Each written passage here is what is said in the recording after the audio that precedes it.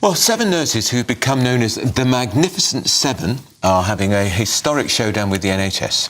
Well, they claim that our National Health Service is a woke institution. They're right about that. It comes after an explosive trans row erupted over trans people using their changing rooms. Well, joining us now is GB News reporter Tony Maguire.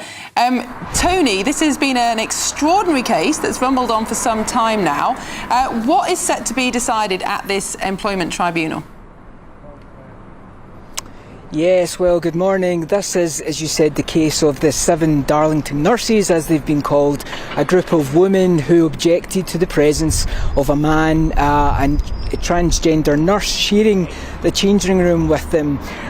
This is going to be about 3 weeks worth of hearings to kick us off here in Newcastle Tribunal Court, and today especially we're going to be hearing the rather emotional testimony from one nurse in particular. Now, Karen Danson, she herself was a victim of sexual assault when she was younger, and when she was a nurse in NHS up here, she was sharing a changing room with a transgender nurse and who went by the name of Rose. Now, when Rose asked her about when she was getting changed, this suddenly gave Karen some issues of PTSD. This is a snapshot of the emotional disturbance that these nurses have faced. Now, in cases like this, as we have seen up north, the NHS board decided in their wisdom to offer them support from the nurse who they objected to sharing the changing room with, to give them a better understanding of working with trans people.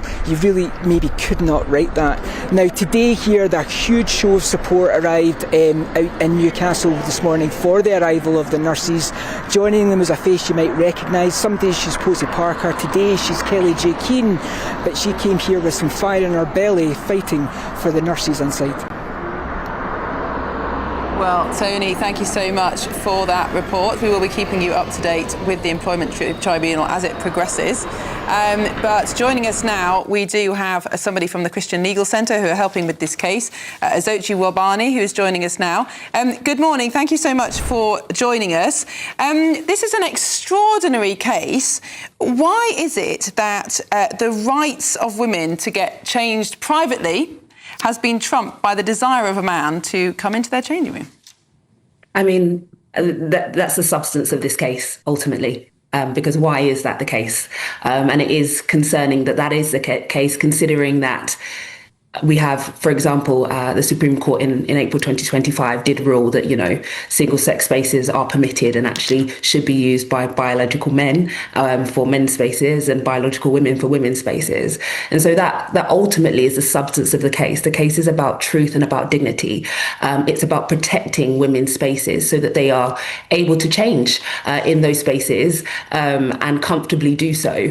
But it's also about contending for truth, both biblical and biological.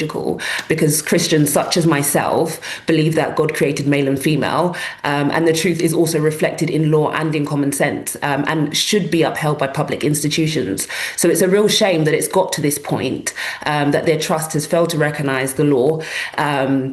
And the nurses have now found themselves in this situation where they're now having to challenge this, bringing a claim against the trust in order to kind of push back. And the nurses have shown extraordinary courage in doing so.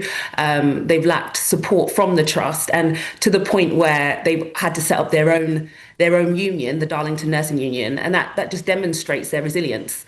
But this is such an important case, just because not only is it about them, but it's about women up and down the country being able to feel safe to change in single-sex spaces. You wonder why they need to do this, particularly, Uzochi, after that Supreme Court ruling, which was unequivocal and unanimous. Yes, agreed. It's a real shame that it's got onto this. I would suggest. I think it's a shame that they've decided to kind of press ahead and not align themselves with what the law is saying, because the law has been clear. Now, of course, some people might say, well, somebody who is trans does have rights under the Equality Act. Gender reassignment is a protected characteristic. If that person says they have changed gender, then they need to be given somewhere to get changed, to go to the toilet that fits with their gender identity. What's your view on that, both legally and also from a moral point of view, I suppose? Okay, so I guess with that, the reality is I know you mentioned gender reassignment, but gender identity isn't a protected characteristic under the Equality Act. And as I said, with the Supreme Court ruling, there is a reality that it does say that there is an entitlement to single-sex spaces, and that should be used by biological men's spaces and biological women for women's spaces. And so essentially, whilst people may say, okay, what about them having spaces? What about, people that are trans identifying having those spaces? I think the reality is this is not about exclusion, but it's ensuring that women have safe spaces. And I think that's really what we want to emphasize. It's the principle of the matter, and also the biblical belief, as I said, biblical and biological belief that, there is male, there is female. And I believe that they should have somewhere to change, but that shouldn't be at the expense of women up and down the country. Is there a political failure here too? Because Wes Streeting, the Secretary of State for Health, has said he supports the right of women to have women-only spaces. So why hasn't he taken on this particular trust? I mean, I agree, but the question, I can't answer that question, only he can. Unfortunately, I don't know why he hasn't taken on the trust and kind of pushed further to do something about this. I mean, the nurses did, I believe, meet with him in 2024, and he did say that he was horrified in June 2024 about this, but there does seem to be a bit of quietness about the matter.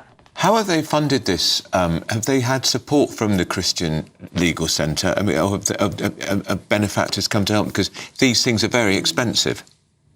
So the way the Christian Legal Centre works is, so we are the ones supporting the nurses through the process. Right. But it's important to note that the Employment Tribunal itself is a cost-free forum. So whilst there are fees in terms of kind of people working on the case, the actual forum itself is a cost-free forum. And J.K. Rowling has offered her moral support, public support to the case as well. Yes, she has. Yes. And the nurses have had a number of people supporting them up and down the country. And I think that just goes to testament to show that, let common sense prevail, essentially. Well, let's hope that's what happens in the Supreme Court. Absolutely. Common sense will prevail. Let's hope so. Uzochi Nwaubani, thank you so much for joining us this morning. Andrew, I think the most shocking part of this case is that this man was not just getting changed in the changing rooms, but was wearing skimpy boxer shorts and making comments. You know, it's very predatory. It's not just I feel like I'm a woman now, can I use your changing room? He was provocative and intimidatory. And then it was suggested to the nurses that they should be schooled in trans issues and trans rights by that same man. I know. Astonishing. He should be schooled in manners. Well, indeed. Return to chivalry, and going into women's changing room is not part of that. Well, a spokesperson at County Durham and Darlington NHS Foundation Trust said County Durham and Darlington NHS Foundation Trust is committed to providing safe, respectful and inclusive care for patients and working environments for all colleagues. As this matter is the subject of ongoing Employment Tribunal proceedings, it would not be appropriate for the Trust to comment further while the case is active. Well, we know where their position is, because if they did the right thing, they wouldn't need to be going to court. Exactly. And inclusive always means we're going to avoid making a decision. Yeah.